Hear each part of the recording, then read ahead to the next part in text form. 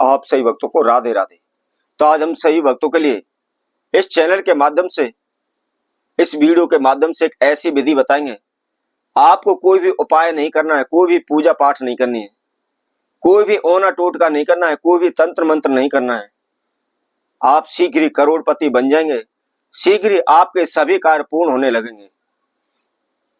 यदि आप कारोबार व्यापार को लेकर परेशान हो रहे हैं, धन पैसे को लेकर परेशान हो रहे हैं, कर्जे को लेकर आप परेशान हो रहे हैं, दर दर की ठोकरें खा रहे हैं, इधर उधर भटक रहे हैं, अनेकों ज्योतिषियों के पास गए, अनेकों भगत सियानों के पास गए, अनेकों प्रकार के आपने तंत्र मंत्र किए, ओने टोटके भी आपने किए, अनेकों प्रकार की आपने पूजाएं करवाई हैं, अनुष्ठान हवन यज्ञ करवाए हैं, नवग्रह से संबंधित आपने दान किया है, तथा ज्योतिषी के कहे अनुसार आपने ग्रहों से संबंधित आपने अनेकों प्रकार के नग भी धारण किए हैं, लेकिन आपको कोई भी सफलता नहीं मिल पा रही।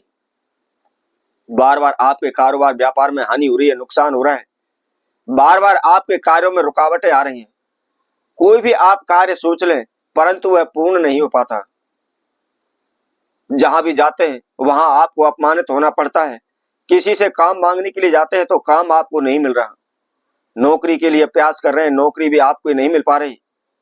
करें तो क्या करें, कहां जाएं, कुछ भी आपकी समझ में नहीं आ रहा।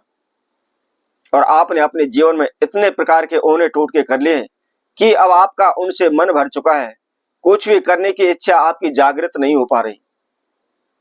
तो ऐसे में आपको क्या करना है? कोई भी तंत्र मंत्र ओना टोटका आपको नहीं करना, कोई भी पूजा पाठ हवन यज्ञ आपको नहीं करना है, किसी भी ग्रह से संबंधित आपको दान नहीं करना है। बस छोटा सा एक विधि है। आपने केवल मात्र हमारे द्वारा बताई गई इस वस्तु को आपने जेब में रखना है।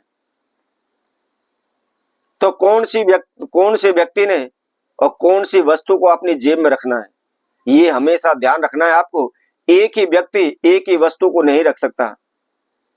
और किस समय पर इसको रखना है, क्या इसके नियम विधि हैं, इसकी संपूर्ण जानकारी के लिए इस वीडियो को आखिर तक आप सुने। अच्छी तरह से इसके अंदर जो हम विधि बता रहे हैं आप उसको समझ लें, और समझने के बाद फिर आप इस प्रयोग को करें।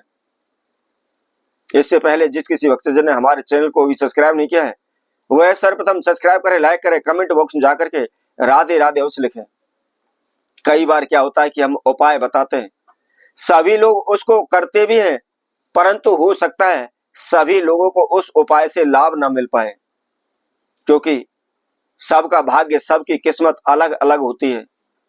उसके साथ साथ जब भी हमने जन्म लिया है उसकी हम लगन कुंडली भी देते हैं, तो उसमें भी सभी के ग्रह नक्षत्र अलग अलग होते हैं।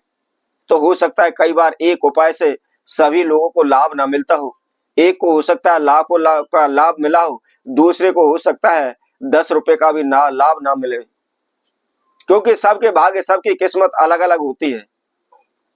तो उसी से संबंधित हम आप सभी को एक आज विधि बताते हैं, जिससे सभी के भाग्य, सभी की किस्मत जागृत हो जाएगी।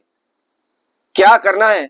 आपने सर्वप्रथम अपने इष्ट देव का ध्यान करना है, इष्ट देव को देखना है कि आपका इष्ट देव कौन सा है, और उसके अनुसार अपने इष्ट देव का एक भोजपत्र पर आपको एक यंत्र तैयार करना है। सभी देवी देवताओं के अलग अलग यंत्र होते हैं, इसलिए जिस किसी भक्तजन का जो भी इष्ट है उसका आपने एक यंत्र तैयार करना है। मान लीजिए आपके हनुमान जी इष्ट देव हैं, आप हनुमान जी को मानते हैं, तो आप उनका यंत्र तैयार करें।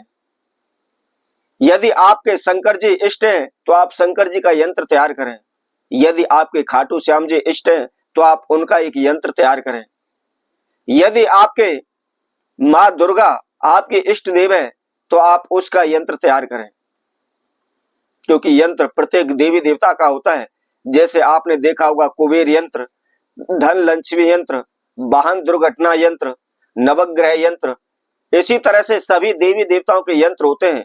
तो सर्वप्रथम आपको ध्यान रखना है, केवल इष्ट देव आपको जो भी है उसका यंत्र तैयार करना है। यदि आपका इष्ट देव नहीं है तो आप इष्ट देव बनाएं, क्योंकि बगैर इष्ट देव के हमारी कोई भी इच्छा पूर्ण नहीं हो सकती। अपना इष्ट देव अवश्य होना चाहिए। तो क्या करना है? मान लीजिए आपका हनुमान जी इष्ट देव है, तो आपने इस यंत्र को किस समय पर तैयार करना है? आपने मंगलवार के दिन या हनुमान जयंती पर आपने इस यंत्र को तैयार करना है। सुबह के समय, सूर्य उदय के समय उठ करके, नहा धो करके आप अपने मंदिर में घी का दीपक जला लें, एक लाल आसन बिछा लें, पूरब की ओर मुख कर लें, एक भोजपत्र का टुकड़ा ले लें। उसके साथ साथ आपने रोली या कुमकुम लेनी है, उसके अंदर थोड़ा सा आपको गुलाब जल डालना है और अनार के पेड़ से डाली तोड़ करके उसकी आपने कलम तैयार करनी है और उसके द्वारा श्री हनुमान जी यंत्र आपने उस भोजपत्र के ऊपर बना लेना है।